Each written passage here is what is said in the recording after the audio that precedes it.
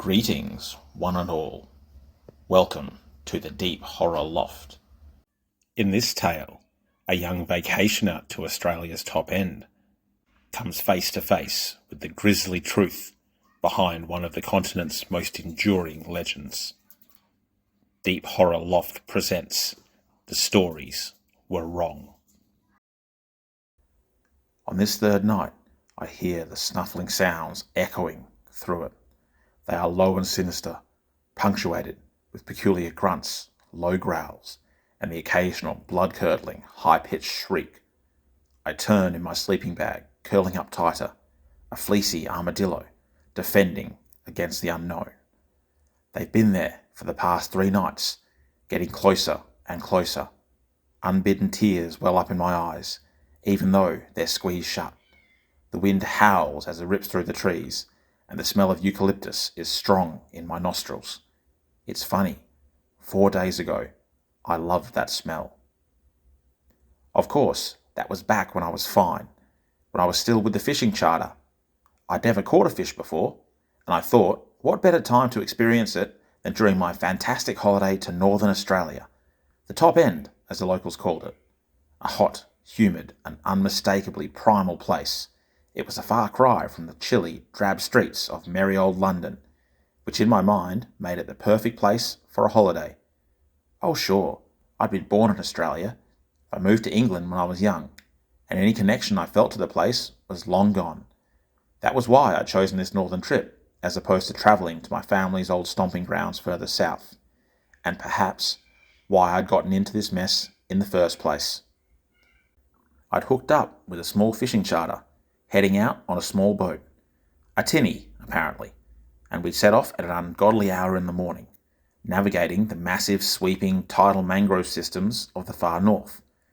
We were in search of barramundi, barras, huge, hard-fighting, sea perch-adjacent fish that were a staple of seafood up here, and we'd caught a fair few, although nowhere near the legal limit.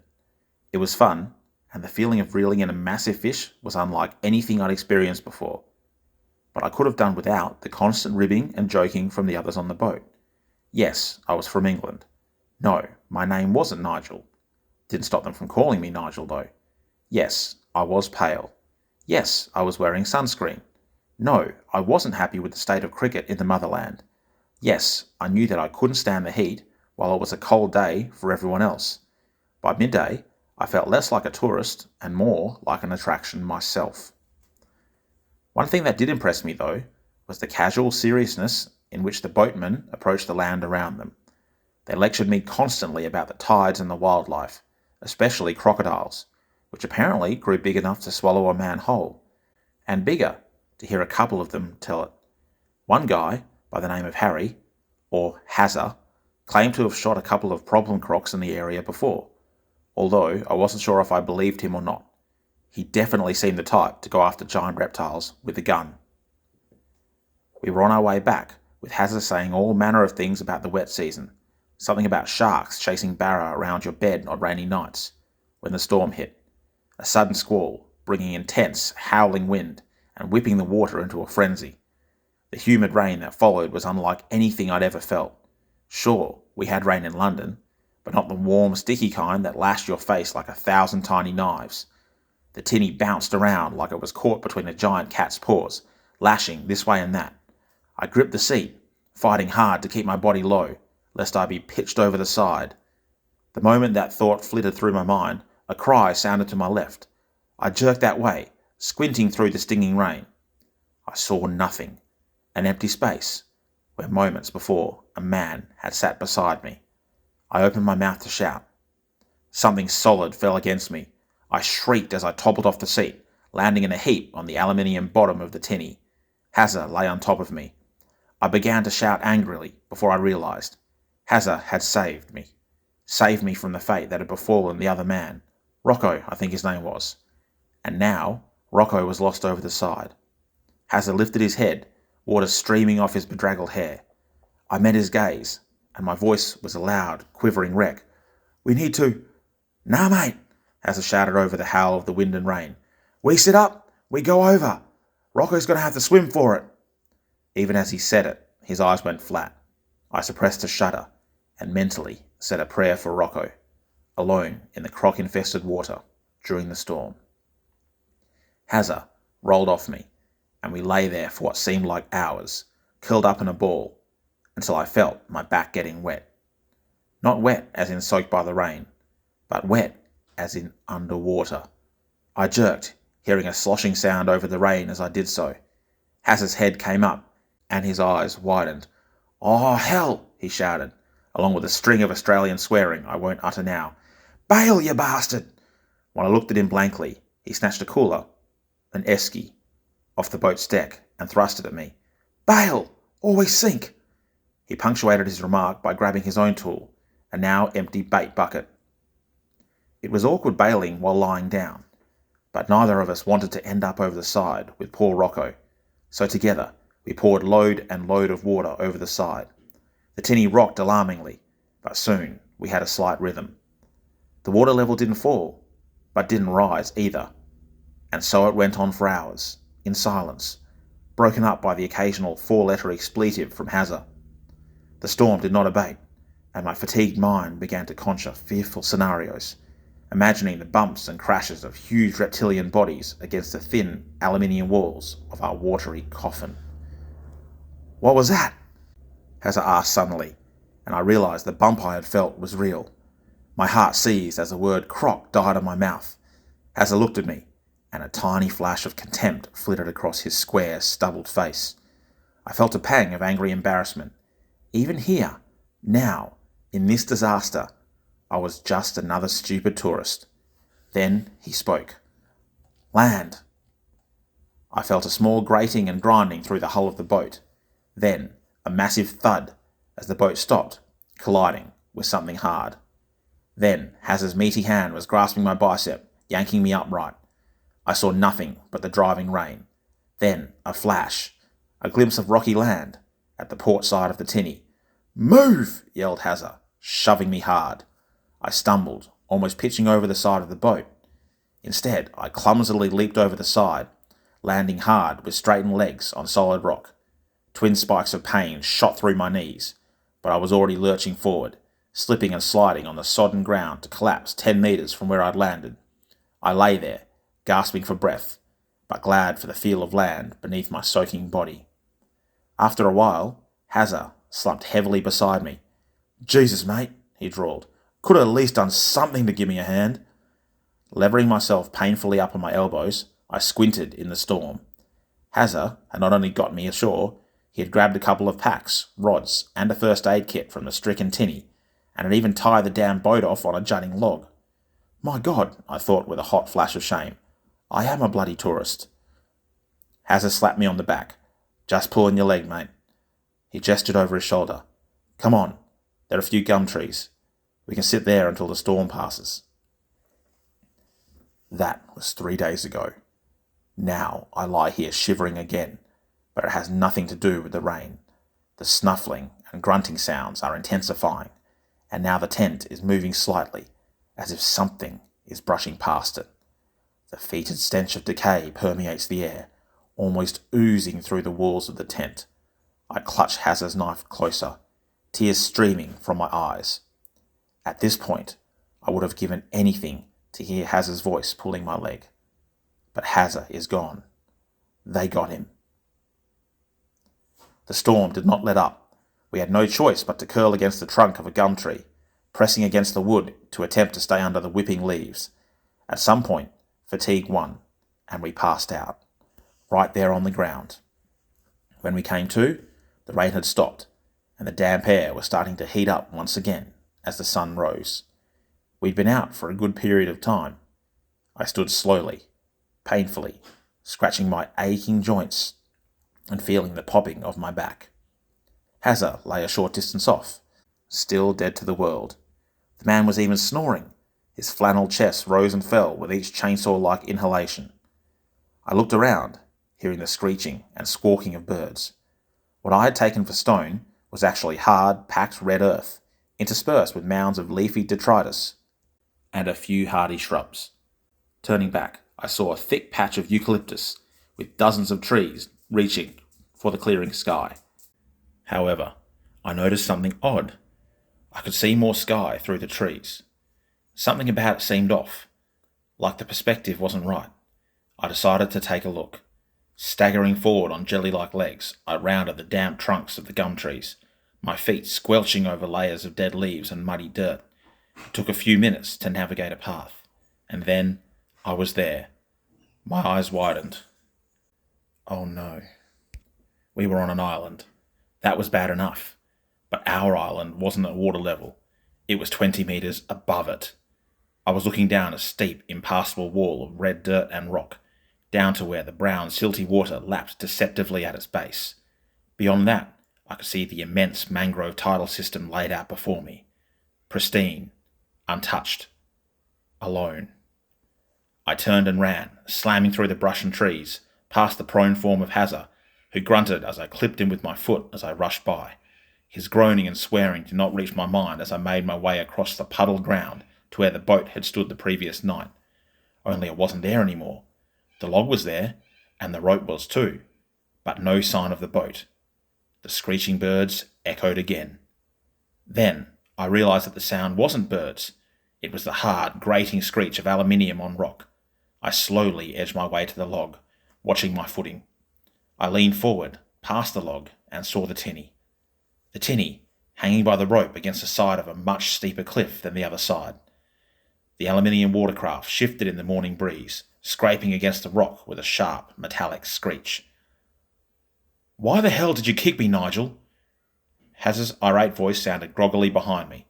He was climbing to his feet, belching loudly as he rubbed his head. He staggered towards me, shaking his head. "Mate." He saw the log. "What the hell?" I could only shake my head. "We high up, on all sides." Hazard gaped for a moment. Then he stumbled forward, eyes wide. "That line won't—" A loud snap sounded from behind me. I spun around, seeing the frayed end of the rope fly into view, followed by an almighty crashing and booming as the boat tumbled down the cliff, and a loud splash and crunch as it hit the bottom. Hazard and I stared at each other, leaned over the cliff edge as one. The boat lay in a crumpled heap at the bottom of the cliff, in ankle-deep water. Ruined. "Bugger," was all Hazard could manage. I said nothing. We were trapped, boatless. Not that it would have done us much good anyway, seeing as we seemed to be trapped on a raised island. How was that even possible? Then, a small glint of metal caught my eye. Not at the bottom of the cliff, but in a small patch of scrub off to my left. Wanting to think about something, anything, besides the destruction of our only transport, I trudged over to the scrub, reaching down. I grasped the bit of metal and pulled. Surprisingly, it gave easily, and it was bigger than I thought. An odd, flat, metal rectangle. A sign with the rotting remnants of a wooden stake. I could make out some text, and I scrubbed it with my sleeve, trying to clean it enough to read. "What you got there?" Hazza asked. I felt his hot, vaguely beerish breath on my shoulder as he looked over it. "Danger? No there's more," I interrupted. Another couple of wipes and the full message was laid bare. Hazard's cackle reached my ear as I read the sign aloud. "Danger. Beware of drop bears." On this third night, I clutch Hazard's knife tighter as the snuffling pauses for a moment. Then the low, throaty growl resumes, somehow more threatening, more targeted. The stink of rotting flesh is almost unbearable now, and the rustling of the trees is audible in the windless night. The tears keep flowing as I try to will my heart to slow, as I lie there, stalked by legends, by supposed jokes. Predictably, Hazard laughs long and hard at the sign. His mirth, even in light of our circumstances, caused a small smile to break upon my own features. Being a tourist, of course I'd heard about the infamous drop bears. They were part of the almost spiritual, religious Australian custom of making fun of gullible tourists. Despite multiple versions existing, seemingly changing by state or area code, the crux of the stories was the same. Large, predatory koala-like things that hunted by dropping from eucalyptus branches onto the heads of their unwary prey. It was complete nonsense, of course. Koalas were herbivores, eating only gum leaves. Still, despite the absurdity, The concept of drop bears was still used to frighten tourists to this day. Something about a nation where seemingly every second animal was dangerous gave the story some strange level of plausibility, which of course only encouraged the locals further in its use. "Don't worry, Nigel," Hazard declared, clapping a meaty hand on my shoulder. "I'll protect you. Just remember to stay in the open." His grin was simultaneously amusing and irritating. I stepped away, causing his hand to fall. I dropped the sign, letting it clatter to the packed earth. "Forget the sign. What do we do now?" Hazard's grin faded, and he turned to look at where the boat had fallen. "Nothing much, mate. No boat. Got enough supplies to last us a few days. A tent, some first aid, water and food. Hope you like ham and cheese sangers." I started to ask him what the hell sangers were, but my mind made the connection before I made a fool of myself. Sandwiches, right. An idea sparked in my mind. "We caught heaps of fish." Hazard shook his head. "Course we did. Course, they're down there." He pointed to the edge. My shoulders slumped. I couldn't be angry. Hazard had grabbed pretty much everything else, and I had grabbed nothing. A pang of guilt stabbed my insides. "Will someone come for us? Surely they know we're out here." "Yeah, charter blokes would have logged the trip, and I flipped the EPIR when we were bailing. But with a storm that big, there's a lot of cleanup going on. Plus, this is a tidal system. Gonna be a while." "A while? How long?" I hated myself for sounding frantic. It was Hazard's turn to look irritated. "Christ, mate, I don't know. Could be days, could be weeks. Get off my ass." I raised my hands in apology. "So what can we do? Can we climb down?" Hazard leaned over the edge. "Might have to, but not going to try it now." "Why not?" "Mate, 'cause we're still buggered from yesterday. Got to rest for a bit. Have some food. Plus, we get down there, and we're in the water with that." He pointed. I followed his gaze, seeing a large log floating near the mangled remains of the boat. "What's wrong with that?" I asked. Hazard's response was to bend over and pick up a golf ball-sized clump of red dirt. Almost casually, he flipped it off the cliff. It dropped through the air to land just in front of the log. The water exploded. Great jaws slammed shut with a thundering crash that I heard even at the top of the cliff. Then it was gone, leaving only rippling water behind. "Dear God," I murmured. I would never have even considered that the beast was anything other than a log. Hazard smiled grimly. "He knows we're up here. He'll wait." He turned away before I could respond. I wasn't sure if he was joking or not, but as I looked down again, I felt the chilly gaze of reptilian eyes upon me. "Come on, Nigel. Give me a hand with all this." I jerked at Hazard's voice before tearing my gaze away and trudging back to where he stood with the equipment he'd gathered. It took us most of the day to get ourselves sorted. We put up a tent, half in the shadows of the gum trees, away from the edge, dug a small fire pit, and supplied it with a meagre pile of dry wood, hard to come by after a storm. Tucked into a small lunch of slightly soggy ham sandwiches. Not much, we needed to ration. I left the rest in the cooler, weighed shut with a couple of heavier rocks near the tent. We even attempted to fish, but couldn't cast far enough from the cliff to deeper waters while the tide was out. Plus, the crocodile was still around, making lazy circuits of the cliff face, always watching. I was beginning to feel a bit like Peter Pan. As the sun began to sink on this primordial place, Hazard got the fire going. As well he might, because I had literally no idea how to start one without a lighter. I manned the torch, clutching it like a baton of safety. Then, we sat across from one another, savouring a couple more bites of our sandwiches. Conversation was sparse. Fatigue was beginning to set in, and even the indomitable flannel statue that was Hazard seemed drawn and tired.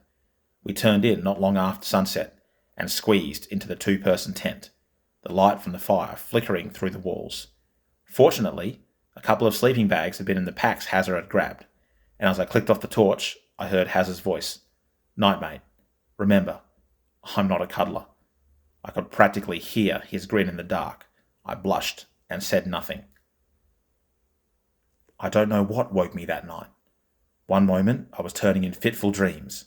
The next I was lying in the tent, in the pitch black. The fire was gone. Not even a glow from the embers remained. I heard the wind rustling the leaves of the tree above us, and a chainsaw-like snoring of Hazard beside me. The rustling continued. Then it hit me. The tent walls were still. There was no wind. Chills erupted across my body, running down my spine and across the back of my neck. The rustling came from above us, and the small snaps of twigs and branches being pushed aside. A small snuffling grunt, like an inhalation, followed. A creak of branches as it shifted its weight. Then, nothing. Trying to ignore my chills, I reached for Hazza, aiming to shake him awake. Then, a growl sounded, a low, soft, undeniably threatening sound that froze both my arm and my blood. A louder rustle, followed by a dull thump that rang out from beside the tent. I almost whimpered, but clapped my hand over my mouth before any sound could escape. It was right next to us. I could not see anything in the pitch-black night, and my mind conjured up all sorts of demons and monsters. Then, a slow, rustling shuffle, as whatever it was moved past the tent. An odour came to me, the sickeningly sweet odour of rotting meat. A stench of decay that almost made me retch through my hand. Snuffling now, and that same low growl. Tears sprang unbidden to my eyes, and my fear redoubled. I tried once again to reach for Hazza, but my arm refused to move. Coward, my mind screamed, but my body accepted this judgment without movement. More thumps sounded from outside the tent, more snuffling and throaty growls. Then, a distinctly different sound, the tiny scrape of something sharp on plastic. My mind was so alive with the imagery of wicked, razor-sharp claws that I almost didn't register the plastic. Then it hit me. The cooler! No sooner had I made that connection than I heard the rustling sound of the rocks we placed on the cooler hitting the ground. Then the sounds were fading, the rustling of the trees getting slowly further and further away. Then silence. Shivering, I let out the breath I'd been holding. I could piece together what had happened, but no way was I going to check. Not with those things out there, whatever they were. Trying to stop my limbs from shaking, I rolled over, and the stench of fetid decay slammed into my nostrils. My eyes widened uselessly in the pitch black. I became aware of the breathing, hoarse, heavy snuffling, coming from a place above me. I heard a low, throaty growl start. It was a dreadful, nightmarish sound, made all the more threatening by its softness and proximity. It was right there, and it knew we were in here. The world closed around me, and the last thing I felt before I fainted was the icy grip of fear. What the bloody hell? I was jerked awake, my unconscious mind immediately replaying its final scene. I thrashed my limbs uselessly, tangling myself in my sleeping bag. I battled to free myself as Hazza's voice sounded again. Nigel, get out here! Finally extracting myself from the bag, I staggered through the tent flap and into the blinding morning sunlight. As my eyes adjusted, the first thing I saw was the crouching form of Hazza. He was by the remnants of our fire pit, staring intently at something on the ground. He spoke without looking at me. Food's gone. The whole bloody esky. Prints all over the camp. And this.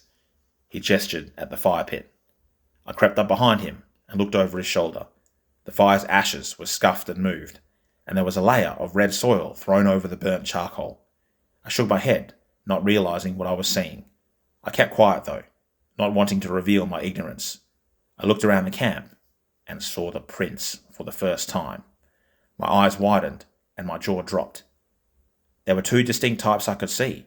One looked like a foot of sorts, long and tipped with 4 slashes in the earth, which I took to mean the presence of claws. The rear end had another blunt-ended toe, and these prints were deeper than the others, almost as if more weight had been behind them, like the creature that made them was heavier. The other prints made my skin crawl. It was almost like a hand, but with 2 thumbs and 3 fingers, an unnatural formation that unconsciously caused my own hands to itch. There were claws on this print too, but the gouges in the earth were much longer and deeper than the others. I shuddered, thinking of the sounds I had heard last night. The prints painted a grisly picture in my head. Worse, they were big, almost as big as my own feet. What are they? I tried to keep my voice from shaking. Hazza shook his head. No bloody idea, mate. They're familiar, but bigger than anything I've seen. Familiar? To what? My voice shook. Hazza raised his head, looking at me for the first time, and for the first time since meeting him, I saw a spark of uncertainty in those bushmen's eyes. Koala, mate. A bloody big koala. Maybe a drop bear. Despite myself, I laughed. A high-pitched laugh. A crazy laugh. You're not serious. A koala? You know, I'm getting pretty sick of you making fun of me and... Mate, shut the hell up. Hazza broke in, waving a hand dismissively. Not interested in your ego. I'm telling you, they are koala prints. Believe it or not. My jaw snapped shut. I gestured to the prints. What about the other prints? I pointed to the mangled handprints. Hazza smiled grimly. Front and back legs, mate. The picture in my head mutated into something more horrific. Koalas? Could what I'd heard be koalas? No, impossible. How could the cuddly little beasts be that? Those living nightmares I heard in the dead of night. I began to sweat even more, and this time it wasn't the humidity. Nigel. Hazza's voice was low, intense. I turned to face him, finding him staring at me with surprisingly intense, dark eyes. These bastards, koalas or not, came into our camp last night. They stole our food. Hell, they even threw dirt on the fire. He punctuated this by stabbing a finger towards the fire pit. I gasped, seeing the dirt for what it was now. Hazza's hard, calloused hand clamped on my shoulder. Mate, did you see or hear anything last night? Anything at all? I stared into his eyes, shaking slightly. Could I tell him what I'd heard? That I'd heard something big? Something that smelled predatory? Something that had waltzed unafraid into our camp, deliberately put out the fire, and stolen the only food we had? While I lay there, too frightened to move, to speak, to do anything, I was a coward, but I had to admit it. I had to let him know that I'd heard them. He needed to know. I licked my lips and opened my mouth. Nothing, Hazza. I was asleep. Nothing at all. He stared at me for a long time before shrugging. Come on, let's go for a walk. Gotta find the food. He looked up at the trees. Should be safe during the day. They would have been around yesterday when we landed otherwise. Swallowing the bitter taste of my own cowardice, I followed. On this third night, the tent shakes as the growling continues. I clutch Hazza's knife tighter. They are closer, surrounding the tent now. They are growing impatient. I begin to sob, still trying to stay quiet, but unable to stop. I should have told him, my mind wails. I should have told Hazza what I'd heard, what was out there. Maybe he could have done something. Maybe he would have tried to climb.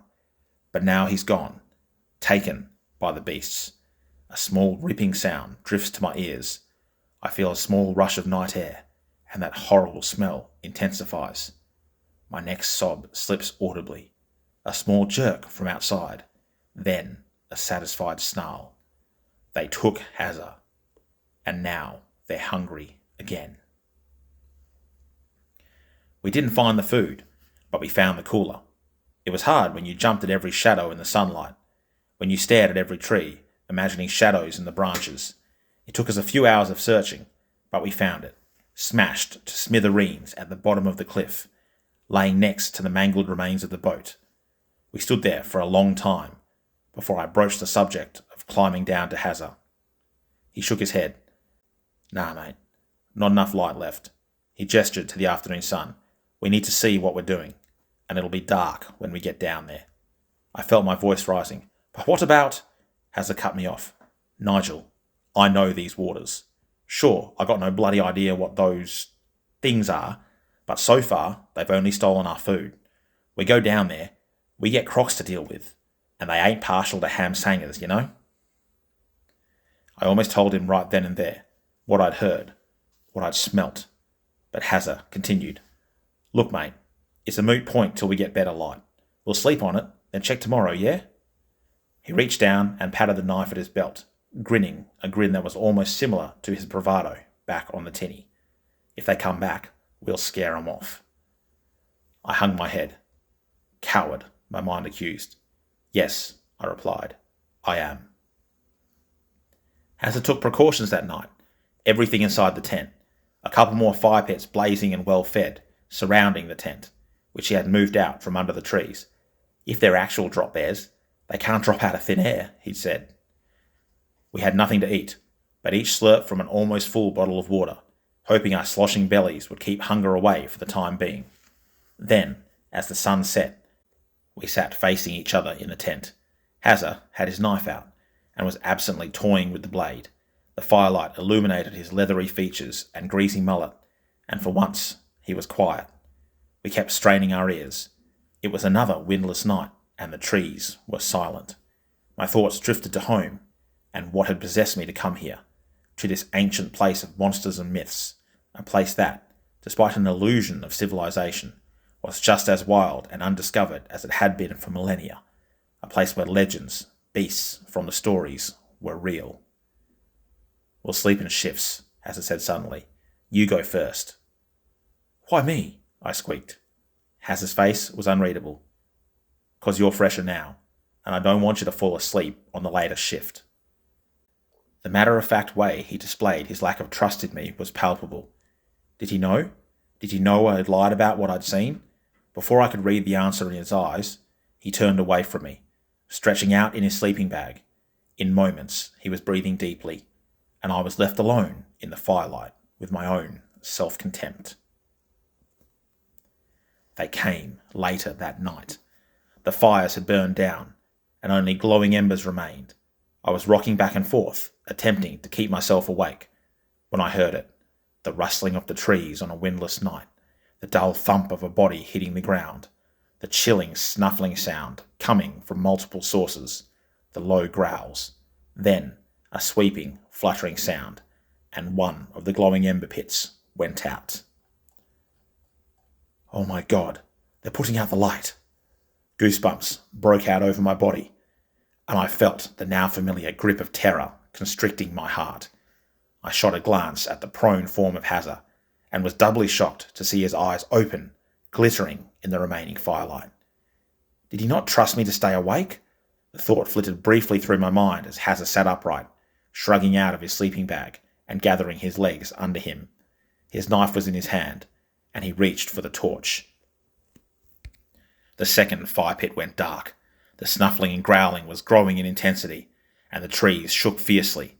Hazard glanced at me, and he grinned, a humorless, crazy grin that chilled me almost as much as the creatures outside. He whispered, "No time to be scared, mate. They're here. Let's make some bloody noise."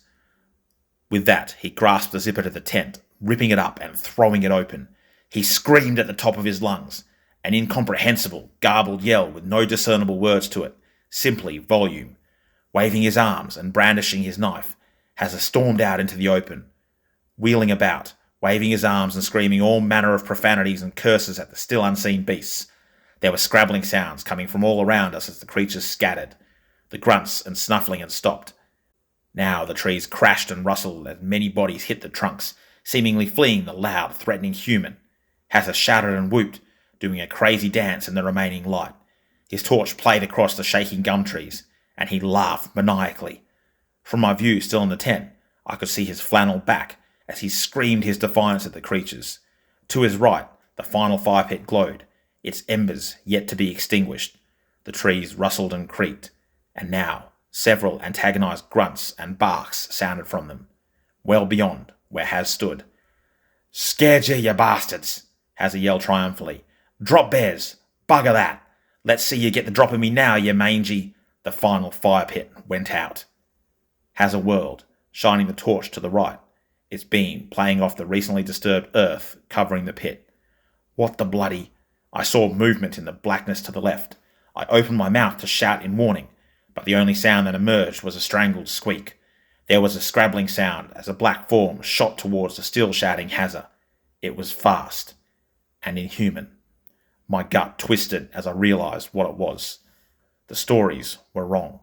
They didn't hunt by dropping from trees. The black shape slammed into Hazard's back. He uttered a yelp of surprise as he was pitched forward, landing with a thud on his belly. The torch and knife went flying, jolted from his grasp, and both clattered to the hard-packed earth close to the tent. They were on him in seconds. Soft thumps rang out as the forms in the tree hit the ground. I caught horrible glimpses in the torchlight. Grey fur, slick and moist, long, gangly limbs, flashes of curved, sharp claws, and the eyes. Red, blazing eyes that glowed in the dark, reflecting the light. Those eyes were fixed on Hazza, but I felt a chill. They knew I was there too, and I was next. Skittering and scrabbling, they swarmed Hazza's prone body. His shouts and yells were pure rage as he flailed. His meaty fists caught his assailants again and again, and one uttered a scream as it flew backwards under his kick. Then there was a wet ripping sound, and Hazza's shout turned into a scream. "You bastard!" A coppery tang filled the still night air. Blood. Upon smelling it, they redoubled their efforts. Hazza was dragged, still screaming, towards the gum trees.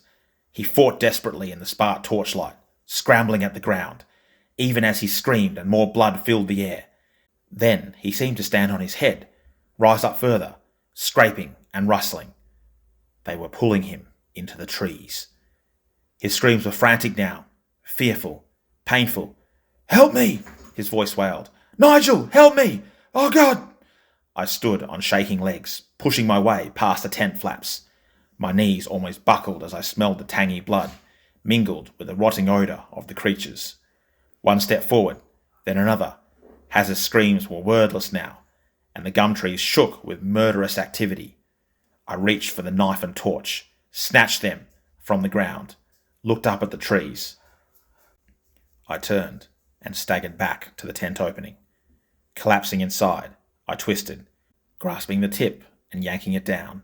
I curled into a ball, sobbing uncontrollably. Hazza's screams were now one long wail, getting further and further away now. I clapped my hands over my ears, but it did no good. "Why didn't you help, coward?" My mind reeled. Coward. Tourist. What could I have done? The vestiges of my sanity screamed back. "They got him!" Hazza's wails were a fair way off now. Then, peculiarly, they seemed to change. They became lower, not in pitch, but in position. Despite myself, I listened. Lower, lower. Then they cut off abruptly. Silence. The trees had stopped, with only the echoes of Hazza's anguished suffering remaining. They got him, my mind stated with icy fear. They got him, and now they're after you. I have no idea how long I stayed in that tent, curled up in a ball, waiting to die, waiting for the attack that never came. The sun was high in the sky when I finally raised my head. The humidity was stifling, and my clothes reeked with accumulated sweat. My muscles groaned in protest as I uncurled myself and half staggered, half rolled to the tent entrance. Moments later, I was standing outside, blinking in the sun and staring at the scene of carnage before me. Blood caked the ground where Hazza had fallen. There were drag marks and spatter leading towards the trees, multiple long furrows that were carved into the hard earth. Evidence he had literally fought tooth and nail for his life.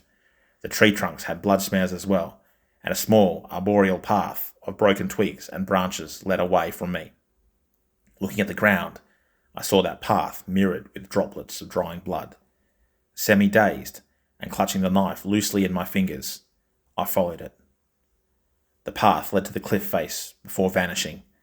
I stood there a long time, staring into the trees, looking hard at the unfamiliar Australian species, trying to spot dark forms in the foliage. Seeing nothing, I sighed. Hazza was gone, and I did nothing. What am I going to do now? Climb, my brain supplied.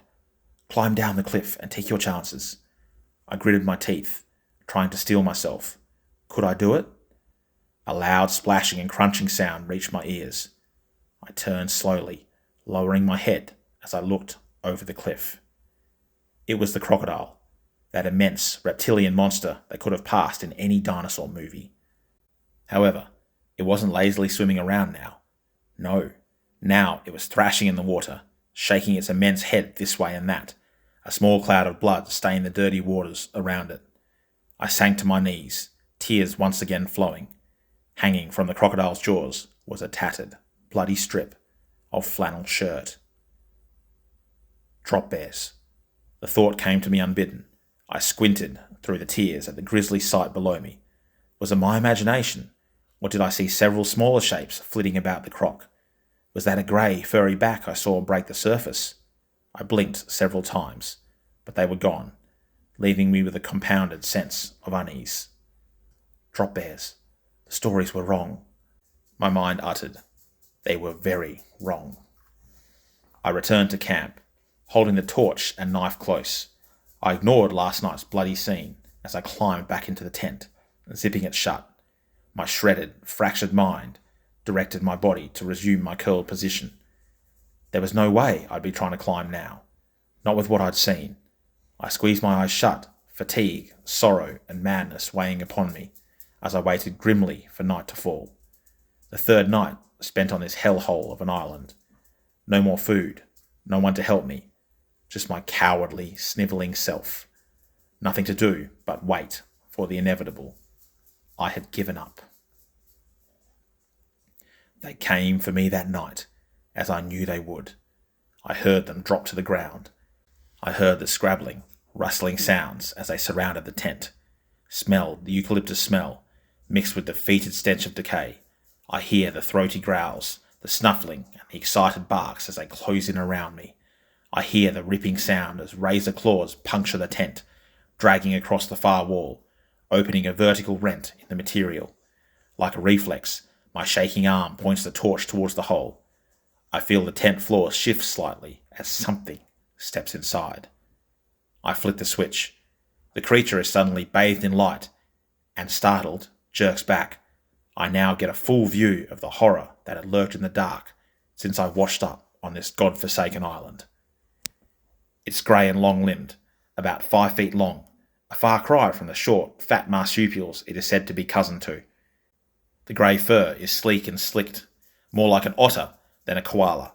Its arms are longer than its legs and are tipped with webbed paws, 2 thumbs, and long, razor-sharp claws. A white chest heaves, and a long, flat tail whips in the torchlight. Its face comes straight out of a nightmare, so much worse than I had ever envisioned, dominated by a flat, round, snuffling nose. Its lips are perpetually drawn back over long, jagged teeth, glinting yellow and dripping bloody saliva. Tufted ears twitch towards me. However, it's the eyes that frighten me most, red and reflective, with slits for pupils. They are wide with rabid madness and are locked on me, despite the light of the torch.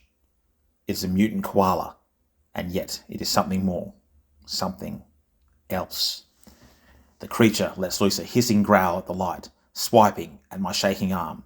Its pack crowds around it, eager to enter the tent and devour me where I stand. Then something clicks in my mind. Terror vanishes and is replaced with white-hot rage. Now I have nothing left. They did as they pleased, cutting a bloody furrow into my life, while I cowered and let them. While I stood by and did nothing, they advance on me, and my tears vanish. I stand, gripping the knife and pointing the torch. The drop bears pause, snarling. "Come on," I say quietly. "Come and get me." I scream at them, my sanity evaporating. "Come on!" They growl and bark and surge forward. I swing the knife. Of course, I have no idea how to use it, how to fight, but I swing it back and forth hard, and a couple of the monsters shriek as I feel the blade bite. The light spins as I use the torch as a club. I am amongst them now, swinging, clawing, stabbing, kicking, spitting. I am a prey animal, backed into a corner, forced to adapt, with nothing left to do but fight. I realise I'm near the hole in the tent. I feel the humid night air, and I scream my defiance. I launch through the opening, landing in the packed dirt of this cursed island. I swing one final time at my snarling pursuers, then turn to run, away from the trees, to God knows where. I see the first signs of dawn on the horizon. I will survive. I will escape. I will... A heavy weight crashes into my lower back. 2 white-hot sparks of agony ignite in my lower thigh. I scream and fall forward, slamming into the leaf-strewn red dirt hard. The agony intensifies, and I feel more of the beast's claws digging into my flesh, severing muscles and tendons. I thrash and wail, clawing with the knife. and then one of them sinks yellow fangs into my wrist. The blade falls from twitching fingers. They're all around me now. The stink is unbearable. Claws puncture my skin, and I scream again and again. But I do not relent. My legs are useless, and my arms are mangled, but I thrash wildly. I am dragged along the ground, towards the trees, and then I am worked up a nearby trunk, a group of them working together like a monstrous scaffolding team. Then I am dragged through the canopy, my blood flowing in rivulets from my ruined limbs, and still the killing blow does not come. My throat is cracked from screaming, and only hoarse yelps emanate from it now. We reach the cliffs, and my horrible transport stops there. The dawn light makes them visible now, in all their horrific glory, panting, rabid monsters of myth and legend, the butt of so many jokes, but so real. We're on a branch now, hanging over the cliff and the waters below. The pack has fallen silent, their growls muted and red eyes staring. I'm dragged to the end of the branch, where a large specimen hooks its claws into my side. I'm beyond pain at the moment, staring dully at the beast as it drags me sideways, so that my ruined legs dangle over the edge. It stares at me, red eyes burrowing into my soul. I see a horrible intelligence in that gaze, something ancient and malevolent, but I don't have long to register it.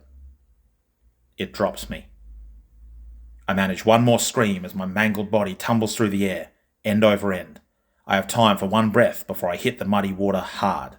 The tide is in, preventing me from being killed outright, but the impact drives the air from my ruined lungs. I try to swim, but the best I can manage is a weak flutter. My limbs are too damaged. I float to the surface on my back, blinking in the dawn light as my blood pools around me. I see the cliff and tree above me. I see the nightmarish creatures hopping up and down on the branch like satanic monkeys. Then they begin to descend, some scurrying down the sheer cliff, some leaping outright into the water, lashing their strange grey tails as they hit the surface. The splashes draw my gaze to the waterline, and my eyes widen. A reptilian head cruises slowly towards me, yellow eyes fixed and blazing. It is silent, but I can see the cold, calculating saurian movements and the tips of conical teeth jutting from its closed jaws.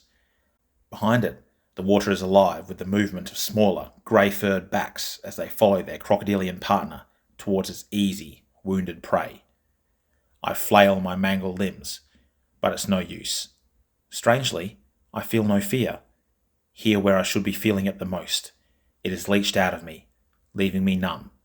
As I feel the current generated by the crocodile's immense bulk, I close my eyes, thinking back to the stories of drop bears told all over this ancient continent, about how no one knows how wrong those stories were, about how much worse they were, how they don't drop themselves, but their victims.